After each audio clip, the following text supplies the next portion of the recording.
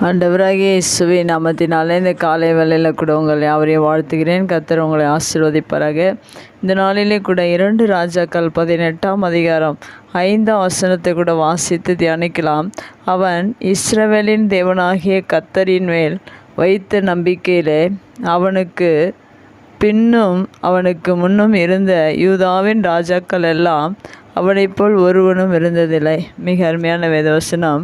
இங்கே எசேக்கியா ராஜாவுடைய கர்த்தர் மேல் வைத்திருந்த நம்பிக்கை குறித்து எழுதப்பட்டிருக்க. மெய்யாகவே நாம் தேவன் மேல் வைக்கிற நம்பிக்கை எப்படிப்பட்டதாக இருக்க வேண்டும், அது எப்படியாக ஆசீர்வாதத்தை நமக்கு கொடுக்கிறது என்பதை இந்த எசேக்கியாவுடைய கர்த்தர் மேல் வைத்திருந்த நம்பிக்கை குறித்து பார்க்கும்போது எசேக்கியாவுக்கு தேவன் எத்தனை நன்மைகளை செய்திருக்கிறார் என்பதை நாம் வேத வசனங்களில் நாம் வாசிக்க முடியும்.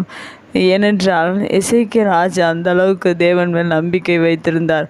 உங்களுடைய வாழ்க்கையில் கூட நீங்களும் கர்த்தரை நம்பும்போது இப்படிப்பட்ட ஆசீர்வாதங்களை பெற்றுக்கொள்ள முடியும். எசேக்கியா ராஜாவுடைய வாழ்க்கையில் முதலாவதாக எசேக்கியா ராஜா எப்படி கர்த்தரை நம்பியிருந்தார் என்று நாம் பார்ப்போம் என்றால், அவர் கர்த்தரை விட்டு பின்வாங்காமல் என்று சொல்லப்பட்டிருக்கிறது. ஒரு மனிதன் தேவன் மீது நம்பிக்கை வைக்கும்போது அவன் பின்வாங்காதபடிக்கு எப்போது கர்த்தரோடு இருக்க வேண்டும்.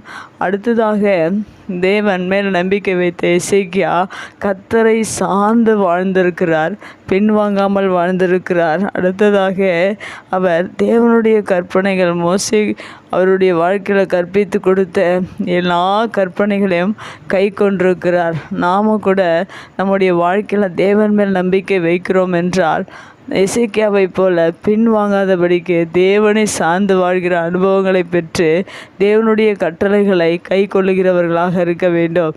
இப்படியாக வாழும்போது தான் தேவன் மேல் வைத்திருக்கிற நம்பிக்கை இன்னும் அதிகமாகும்.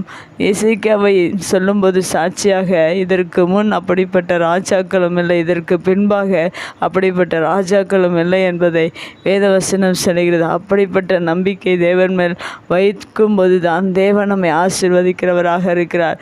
நீங்கள் உங்களுடைய வாழ்க்கையில் எசேக்கியாவை போல தேவன் மீது இப்படியாக நீங்கள் நம்பிக்கை வைப்பீர்கள் என்றால் தேவன் எப்படி ஆசீர்வதிக்கிறார் என்று இன்னும் ஒரு சில காரியங்களை உங்களுக்கு முன்பாக சொல்லுகிறேன்.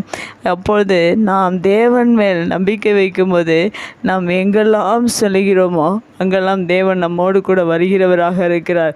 ஏனென்றால் நீங்கள் அவரை நம்பி இருக்கிறீர்கள், அவரும் உங்களை நம்பி நீங்கள் போகிற இடங்களிலெல்லாம் உங்களோடு கூட வருகிறவராக இருக்கிறார்.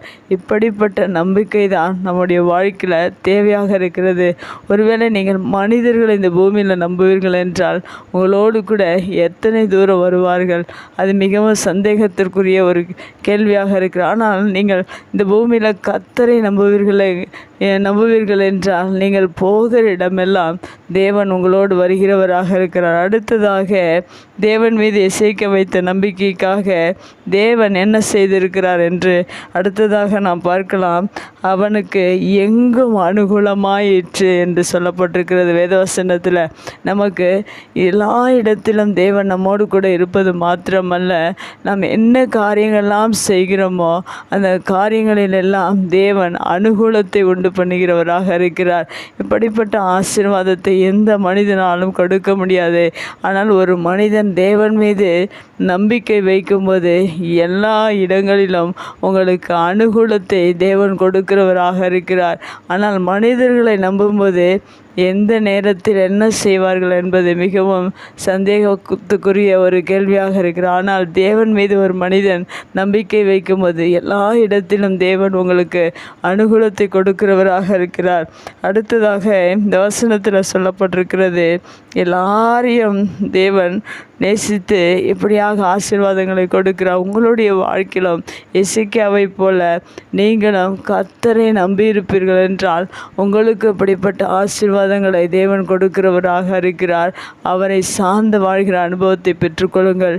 பின்வாங்காமல் அவரோடு கூட பின் செல்லுங்கள். அவரோடு கூட ஐக்கியமாக இருக்கும்போது தேவனுடைய வார்த்தைகளை நீங்கள் கை கொண்டு அப்படி நடக்கும்போது தேவன் நீங்கள் போகிற இடமெல்லாம் உங்களோடு கூட இருந்து அனுகூலத்தை கொடுத்து கொடுத்து உங்களை ஆசீர்வதிக்கிறவராக இருக்கிறார். கண்களை மூடி ஜெபிக்கலாம். எங்கள் அன்பு தகப்பனே, இந்த அருமையான வார்த்தைக்காக நன்றி செலுத்துகிறோம். நாங்கள் மீது நம்பிக்கை வைத்து உம்முடைய ஆசீர்வாதங்களை பெற்றுக்கொள்ள இந்த எசேக்கியா மூலம் நீர் கற்றுக் கொடுத்த இந்த காரியத்திற்காக நன்றி செலுத்துகிறோம். எசேக்கியாவை போல நாங்களும் பின்வாங்காதபடிக்கு உம்மை சார்ந்து உம்முடைய வார்த்தைகளை கை கொண்டு நாங்கள் நீர் கொடுக்குற ஆசீர்வாதத்தை பெற்றுக்கொள்ள எங்களுக்கு உதவி செய்வீராக.